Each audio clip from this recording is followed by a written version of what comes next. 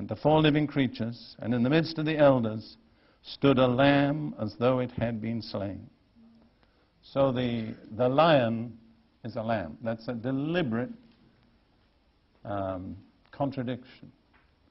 So God's appointed ruler doesn't have the nature of the beast. He has the nature of the lamb.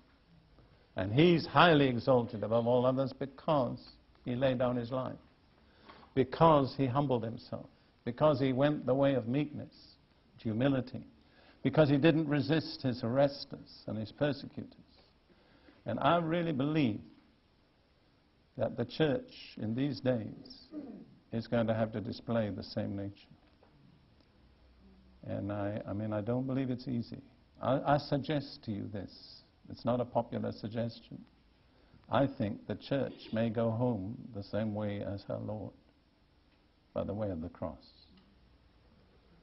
I think we'll conquer, as the hymn says, when we yield. God's strength will be made perfect in our weakness. I believe that's a lesson we're going to have to learn. And there's a lot of teaching in the church today that talks about all we can do and all our power and all that faith can accomplish. But I believe it really is inflating the natural man, the fleshly nature, and that nature has to be crucified before we can enter into God's purpose for us. We could go on with the worship of the Lamb, but I think you can read that for yourself.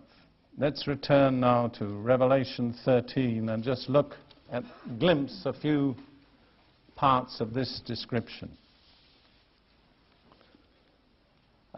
We've seen that they all worshipped the beast, and they were all convinced it was hopeless to make war with the beast. Now, who knows